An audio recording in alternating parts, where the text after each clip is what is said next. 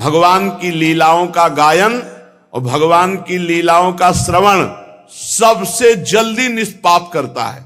निष्पाप करने वाला सबसे बड़ा तीर्थ है भगवान की लीला कथा श्रवण और गायन। जिस समय पीछे पीछे ग्वाल वाल यश गान करते चल रहे आगे भगवान श्री कृष्ण की घुंघराली अलकावली गौओं के खुरों से उड़ उड़ करके रज माथे पर अलकावली पर, सिर पर मोर पंख का मुकुट और केश पास में सुंदर जंगली पुष्प सखाओं ने गूथे, नेत्रों में मधुर चितवन, मुख पर मनोहर मुस्कान और मधुर मधुर मुरली बजाते हुए ग्वाल बालों के साथ ब्रज में प्रवेश कर रहे हैं। गोपियां भाग करके मार्ग में खड़ी हो जाती, दिन भर इंतजार करती, शाम के जब देखती कि नेत्रों को जीवन दान देने वाले श्री कृष्ण आ रहे हैं। गोपियों ने अपने नेत्र रूपी भ्रमरों से भगवान के मुखारविंद का मकरंद रस पान करके दिन भर के विरह की जलन शांत की। भगवान ने भी उनकी तरफ प्रेम भरी चितवन से उनको सुख प्रदान किया। यशोदा मैया रोहिणी जी का हृदय वात्सल्य स्नेह से उमड़ रहा था। उन्होंने बलराम जी और भगवान श्याम सुंदर के घर पहुंचते ही इच्छा अनुसार उनको स्नान कराया, वस्त्र पहनाया, फिर खिलाया पिलाया। दोनों भाइयों ने माताओं का परोसा हुआ स्वादिष्ट अन्न भोजन किया। इसके बाद बड़े लाड़ प्यार से दुलार करके यशोदा और रोहिणी जी ने उन्हें सुंदर सैया पर सुलाया। भगवान श्री कृष्ण इस प्रकार वृंदावन में अनेकों लीलाएं करते। एक दिन अपने सखा ग्वाल बालों के साथ यमुना तट पर गए। उस दिन बलराम जी साथ नहीं गए थे। जब कोई विशेष लीला करनी होती थी तो बलराम जी को किसी न किसी बहाने से भगवान रोक देते थे। और दूसरी बात, ये भैया जी हैं, कद्रू के बड़े पुत्र हैं अनंत शेष भगवान, और उनके पुत्रों में है ये कालिया नाग भी। तो उस दिन बलराम जी को साथ नहीं लाए। जेठ महीना, गर्मी बहुत, अब अत्यंत प्यासे हो गए सब बछड़े गौएं सखा, और किसी को ध्यान नहीं रहा। काली दह में सबने पानी पिया, बछड़ों ने, सखाओं ने, गौएं गोपों ने, पीते ही सब मर गए। इतना जहरीला सांप था कि वो कुंड का कुंड पूरा यमुना जी का जहरीला था। यही अपने घर की बात है, काली दह। भगवान ने देखा कि ये तो बहुत गलत हो गया, हमारे सब परिकर तो पधार गए। कितनी बार पधार गए। हां, देखो आगासुर में, बकासुर में भगवान श्री कृष्ण चंद्रजू ने अपनी अमृत बरसाने वाली दृष्टि से तत्काल जीवित कर दिया। किसी को ऐसा अनुभव ही नहीं हुआ कि हम मर गए थे। सबको चेतना आई, आश्चर्यचकित होकर एक दूसरे को देख रहे, पर ऐसा नहीं पता कि श्री कृष्ण चंद्रजू की अमृत दृष्टि से हम जीवित हुए हैं। हम लोग तो विषैला जल पी जाने के कारण मर चुके थे। भगवान श्री कृष्ण चंद्रजू ने हमें जिला। भगवान की ऐसी लीला है, वो जनाना ना चाहे तो कोई जान नहीं सकता है। भगवान ने देखा कि ये महाविषधर कालिया यमुना जी के हमारे लीला स्थली को ये तो बहुत अशुद्ध कर दिया है। अब ना कोई आचमन कर सकता है। इतना जहरीला जल था कि ऊपर से कोई पक्षी उड़े तो उसकी भाप से मरकर उसी में गिर पड़े। ब्रह्मन भगवान श्री कृष्ण ने यमुना जी के अगाध जल में किस प्रकार सर्प का दमन किया, और कालिया नाग जलचर जीव तो था नहीं, ऐसी दशा में अनेक युगों तक यहां वृंदावन में काली दह में क्यों रहा। ब्रह्म स्वरूप महात्मन भगवान अनंत हैं, वे अपनी लीला प्रकट करके स्वच्छंद विहार करते हैं। गोपाल रूप से उन्होंने जो उदार लीला की वो अमृत स्वरूप है, उसका श्रवण करके बहुत सुख मिलता है। आप कृपा करके ये रहस्य वर्णन करें, यहां वृंदावन में क्यों रह रहा था ये कालिया। और कालिया कोई सांप, कोई जलचर जीव तो है नहीं, बराबर जल में ही क्यों रह रहा था। तो श्री सुखदेव जी ने कहा, परीक्षित, यमुना जी में ये विशाल कुंड है, इस विशाल कुंड में कालिया ने अपना निवास स्थान बनाया। इतना विषधारी था कि काली दह का पूरा जल ऐसे उबाल मारता था, खौलता रहता था। यहां तक कि उसके ऊपर उड़ने वाले आकाश में जो पक्षी हैं वो भी झुलस कर गिर के मर जाया करते थे। और उसके विषैले जल की नन्ही नन्ही बूंदें जब वायु ले जाती तो वृक्ष भस्म हो जाते आसपास के। ऐसा जहरीला सांप, एक छोटी बूंद भी जहां पड़ जाए वहां आग लग जाए, ऐसा जहरीला। पशु पक्षी लता वृक्ष सब नष्ट हो रहे थे आसपास के। भगवान ने कहा है मेरी लीला विहार स्थली, इस दुष्ट का तो दमन करना ही पड़ेगा। जब उन्होंने देखा कि सांप का विष का वेग बड़ा प्रचंड भयंकर है, विष ही इसका महान बल है, और मेरी विहार स्थली यमुना जी दूषित हो गई है, तो भगवान श्री कृष्ण ने खेल रचा। आओ भाई सब कंदुक लीला खेलते हैं। और श्री दामा का कंदुक था, गेंद था, भगवान ने लिया सीधे घुमा के मारा, काली दह में गिरा। एक कन्हैया हमारा गेंद, जैसे बच्चे अब तो हमें गेंद चाहिए, तुझे गेंद चाहिए ना, मैं अभी ला के देता हूं, चुप रहे। और भगवान ने फेंका इसीलिए था कोई बहाना मिले, और कमर में पीतांबर बांधी और संकल्प बनाया, एक कालिया अब भागना पड़ेगा तुझे, और ताल ठोकी और कूद गए जल पे। भयंकर विष, विष जल क्या विष एकदम। और भगवान के कूदने से जल और हिलोने मांगने लगा। 400 हाथ तक जल छिटका। जब अचिंत महाशक्ति भगवान ताल ठोक करके कूदे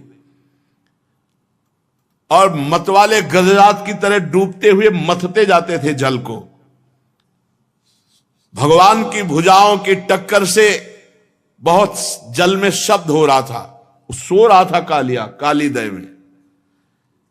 आंख से सुनने वाले काली नाग ने वो आवाज सुनी, कौन आ गया इतना बलवान की जीवित मेरे दह में घुसाया। सहन नहीं हुआ, वो चिढ़ करके सामने देखा एक नीलमणि श्याम सुंदर सलोना बालक, वर्षाकालीन मेघ के समान अत्यंत सुकुमार, इतना सुंदर कि थोड़ी देर तो कालिया पहले दर्शन ही करता रहा। वक्षा स्थल पर सुनहरी रेखा, पीतांबर धारण किए हुए, मंद मंद मुस्कुराकर भुजाओं से जल को ऐसे मार रहे। कालिया ऊपर से लेके चरण तक दर्शन किया। चरण मानो कमल की पराग की गादी हो नीचे के, इतना आकर्षक रूप की काफी देर तो वो रूप ही दर्शन करता रहा। फिर देखा ये मुझसे तनिक भी भयभीत नहीं हो रहा, मौज से मेरे विषैले जल में खेल रहा। तब उसको क्रोध आ गया और उसने सांप का बल पहले वो बंधन में बांधता है, भगवान को बंधन में बांधा और डसा मर्म स्थानों में। उसके सैकड़ों फण थे। भगवान श्री कृष्ण को नागपाश में बांध करके और अपने फण से डसा। अब तो ग्वाल बाल सब मूर्छित हो रहे हैं, क्योंकि इन ब्रजवासियों ने शरीर सुहृद धन संपत्ति स्त्री पुत्र भोग कामनाएं ये सब त्याग कर भगवान श्री कृष्ण को ही अपना मानते हैं। इसलिए ब्रजवासी सर्वश्रेष्ठ है। गाय बैल बछिया बछड़े सब दुख से डकराने लगे। श्री कृष्ण की ओर टकटकी बांधे हुए सब देख रहे हैं, सबका प्राण व्याकुल। इधर ब्रज में बड़े उत्पात शुरू हो गए। अब शकुन देखकर नंद बाबा ने कहा कि बलराम तुम आज यहाँ क्यों हो? श्री कृष्ण के जरूर कोई घटना घट गई, जरूर घटना घट गई। बड़े भय से व्याकुल हो गए। भगवान के प्रभाव को तो जानते नहीं, वात्सल्य भाव है। बस ये अपशकुन देखकर लगा कि आज तो किसी दैत्य ने श्री कृष्ण का जरूर अहित कर दिया। भय से व्याकुल हो गए, क्योंकि इन सबके प्राण मन सर्वस्व श्री कृष्ण ही थे। भागे ब्रजवासी, नंद बाबा, उपनंद, समस्त ब्रज गोपियां, बूढ़े बच्चे जवान सब इतने में भागते हुए एक सखा ने आके बताया, गजब हो गया, कन्हैया काली दह में कूद गया और सांप ने जकड़ लिया। अब तो बलराम जी व्याकुल नहीं है, क्योंकि जानते हैं कि हमारे ऊपर शयन करने वाले सांप से तो उनको कोई भय है नहीं, और उनको विष से क्या भय है।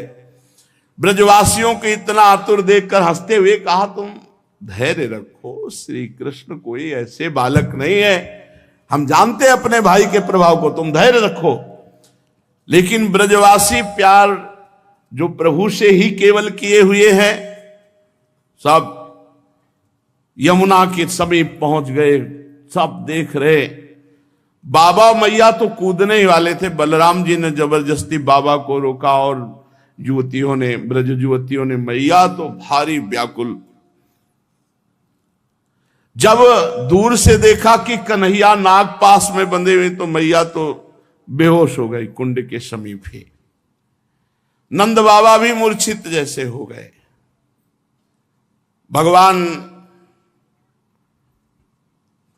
मुस्कान भरी चितवन से इशारा कर रहे, सब शांत शांत शांत। लेकिन हर ब्रजवासी को, मेरे प्राण प्रिय श्याम सुंदर को सांप ने डस लिया, सांप ने कस लिया, मेरे तो प्राण वल्लभ जीवन सर्वस्व है। जब यशोदा मैया को होश आता है, कूदने के लिए दौड़ती, फिर ब्रज युवतियां गोपियां पकड़ लेती है, अश्रुधारा, शरीर चेतनाहीन। फिर ब्रज गोपियां कहती हैं कि सुनो, छठवें दिन पूतना को मारा था, आप बल तो याद करो, आपके लाला का कोई ऐसा बल नहीं कि सांप मार डालेगा। पर अधिकांश तो धीरज बंधाने वाले नहीं थे, सब मूर्छित पड़े हुए थे। नंद बाबा के तो प्राण श्री कृष्ण थे, जब देखा सांप ने पकड़ रखा है, बहुत विकल। बलराम जी ने बाबा आप समझो, ये हमारे श्री कृष्ण कोई, पर कौन समझने वाला। तो बलराम जी ने अपनी भागवती शक्ति का प्रयोग किया, सबको जड़ता भाव, कोई कदम आगे नहीं बढ़ा सकता, नहीं तो इतने प्रेम में कोई समझा नहीं, सब काली देह में डूब जाते। अपने भागवतिक बल से सबको जड़ता भाव प्रदान कर दिया, सब एक कदम नहीं चल सकते। अब भगवान ने देखा कि हमारे ब्रजवासी जन तो बहुत दुखी हो रहे हैं, और सांप जो है बहुत प्रफुल्लित है कि हमने बांध लिया और काट लिया। भगवान ने अपने शरीर को मोटा किया, जे हुई उसकी नसें टूटने लगी, छोड़ के अलग खड़ा हो गया। फिर आग बबूला होकर के कालिया नाग ने फुफकार मारते हुए भगवान के ऊपर चोट की। नथुनों से विष की फुहारें निकल रहे, यानी कि काटे तो जहर। कुछ सांप ऐसे होते हैं, ऐसे करते हैं तो धार जैसी विष की गिरती है। अब भी हैं ऐसे कुछ सर्प हैं, लाल लाल आंखें किए मानो भट्टी तप रही हो और मुख से लपटें निकल रही थी। काली नाग अपनी दोहरी जीभ लपलपा करके दोनों ओठों के किनारों को चाटता हुआ, विष उगलता हुआ भगवान के ऊपर प्रहार करता। और जैसे भगवान श्री हरि के वाहन गरुण जी सांपों से खेलते हैं, ऐसे श्री कृष्ण चंद्र जो खेल रहे, पैतरा बदलते वो प्रहार करता, अपने को बचाते। और ऐसे पैतरा बदलते कि हर बार उसके फड़ों पर भगवान थाप का प्रहार करते। अब उसका बल क्षीण होता गया। भगवान ने मारी थाप और छलांग लगाई और चढ़ गए फड़ों पर। कालिया का कितना सौभाग्य, जो मुनियों के हृदय में भी ध्यान में नहीं आते, वो सीधे चरणारविंद मस्तक पर। कालिया के मस्तक पर लाल लाल मणियां थी, सर्प मणि। उन मणियों से भगवान के चरणों की और शोभा हो गई। नृत्य गान समस्त कलाओं के आदि प्रवर्तक जगत गुरु भगवान श्री कृष्ण नृत्य करना चाहते हैं। ये देख करके देवता गंधर्व अपने अपने संगीत वाद्य और भगवान उसके सिर पर नृत्य करने लगे। नृत्य के आचार्य आदि प्रवर्तक है, सब विद्याएं इन्हीं से प्रकट हुई। भगवान के प्यारे भक्त गंधर्व सिद्ध देवता चारण देवांगनाएं जब देखा भगवान नृत्य करना चाहते हैं, तब बड़े प्रेम से मृदंग ढोल नगाड़े दुंदुभियां पुष्पों की वर्षा करते हुए ये सब बज रहे, ताल के साथ भगवान नृत्य कर रहे उसके फड़ों पर। अखिल ब्रह्मांडों का भार लिए हुए भगवान उसके फड़ो, नस नस टूट गई, सारा अभिमान चूर चूर हो गया, मुख से खून उगलने लगा। और जो फण नहीं झुकाता तो ऐसी ठोकर मारते नाचते हुए एड़ी की बस खून उगल देता। प्रचंड दंडधारी भगवान के चरणों की चोट से कालिया नाग की जीवन शक्ति क्षीण हो गई, मुंह से नथुनों से खून उगलने लगा, चक्कर काटकर बेहोश हो गया।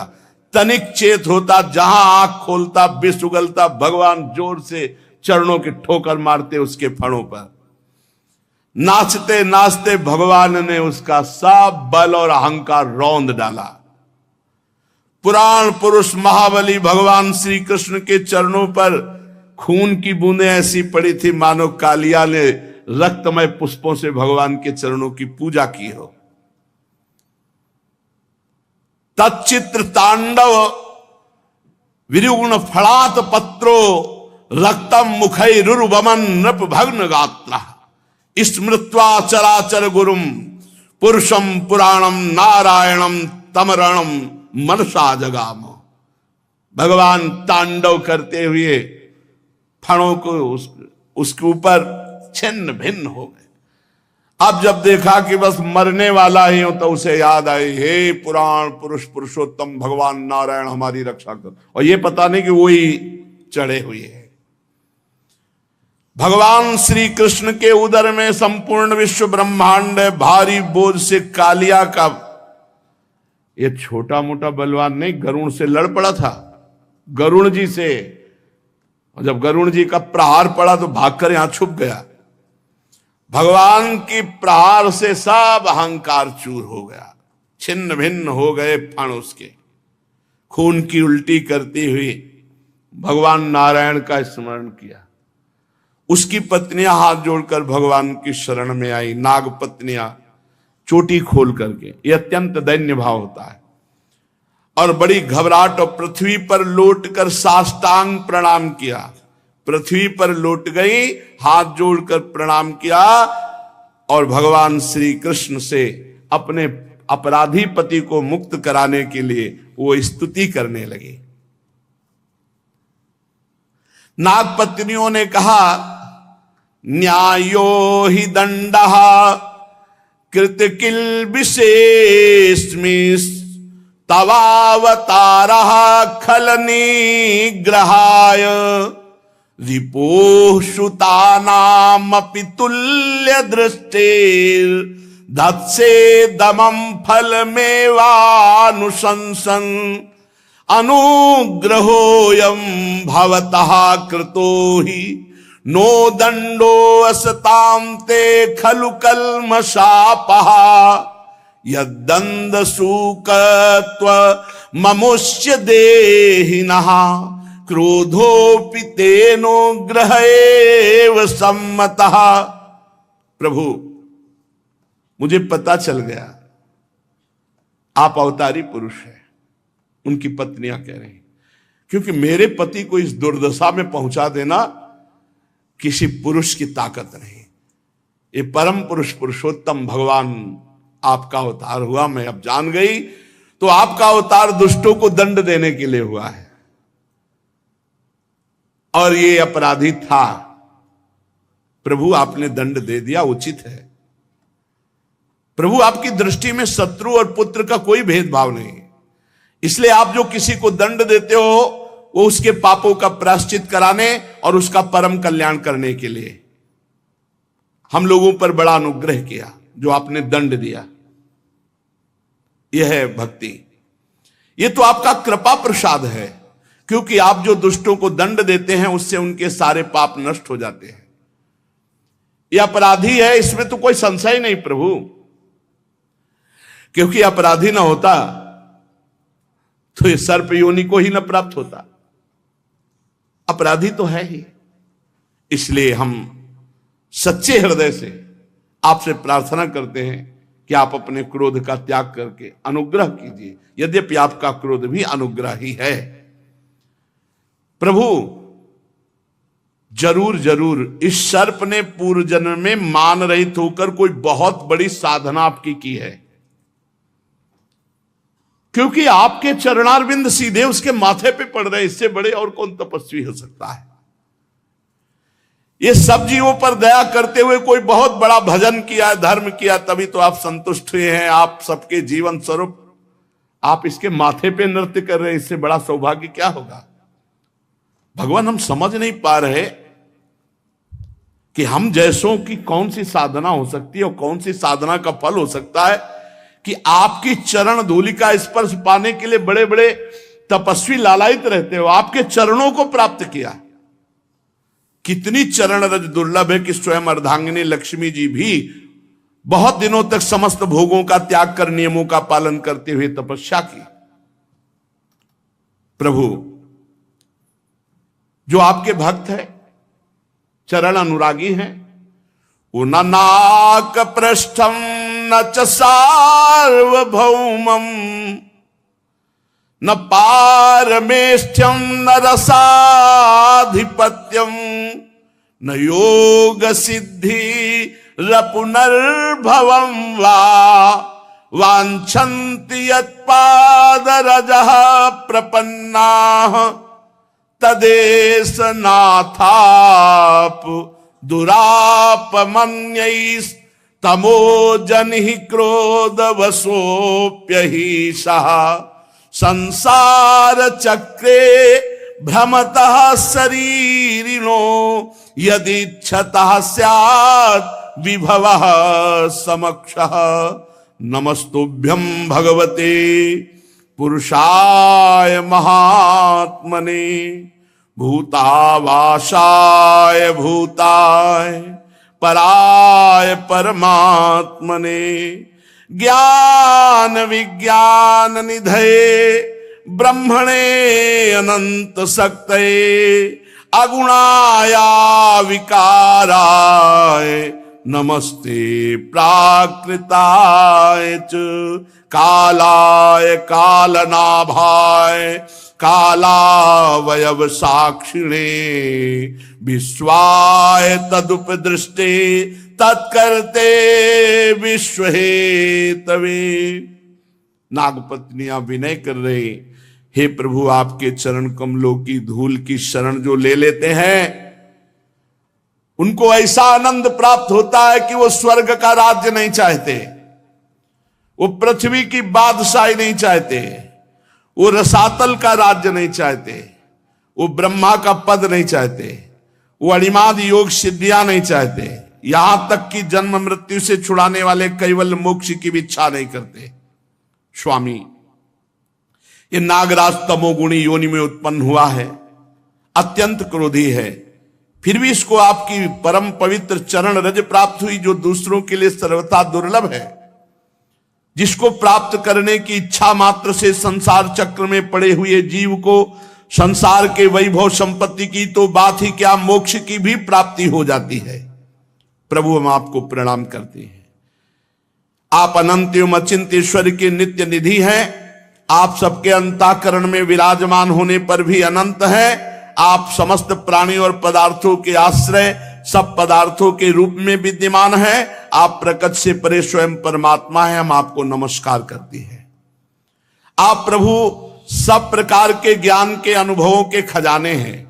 आपकी महिमा अपार अनंत शक्ति है। आपका स्वरूप अपराकृत दिव्य चिदानंदमय है। प्राकृत गुणों एवं विकारों का आप कभी स्पर्श ही नहीं करते। आप ही ब्रह्म हैं। हे ब्रह्म स्वरूप श्री कृष्ण, हम आपको नमस्कार कर रहे हैं।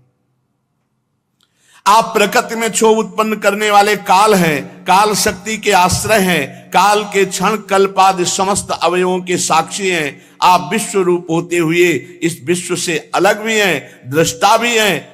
आप इस विश्व को बनाने वाले निमित्त कारण हैं और आप इस विश्व के रूप में बनने वाले उपादान कारण भी है।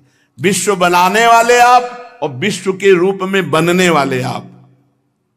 प्रभु, आप पंचभूत, उनकी तन्मात्रा, इंद्रियां, प्राण, मन, बुद्धि, सबका खजाना चित्ते आप हैं। नमो अनंताय सूक्ष्माय कूटस्थाय विपश्चिते नानावादानुरोधाय वाच्यवाचक शक्तये नमः प्रमाण मूलाय कवये शास्त्रयोनये प्रवृत्ताय निवृत्ताय निगमाय नमो नमः। नमः कृष्णाय रामाय वासुदेव सुताय च वसुदेव सुताय च प्रद्युम्नाया निरुद्धाय शाश्वतां पतये नमः। नमो गुण प्रदीपाय गुणात्मच्छादनाय च गुणवृत्त्युपलक्ष्याय गुणदृष्टेष्व संविदे। और भी बड़ी स्तुति है, शेष चर्चा आगे। भगवान की महिमा का गान करते हुए नाग पत्नियों ने भगवान से प्रार्थना की कि हमारे पति को क्षमा कर दिए। बड़े सुंदर शास्त्र के अनुभूत महापुरुषों के हृदय में जो वृत्तियां होती हैं, ये नाग पत्नियां बड़ी तपस्वी हैं, बड़ी भजनानंदी हैं, जो भगवान की ऐसी महिमा का गान करती हैं, क्योंकि इनको अनुभव है, तभी तो भगवत साक्षात्कार हुआ। तो शेष चर्चा आगे। श्री राधा वल्लभ लाल की।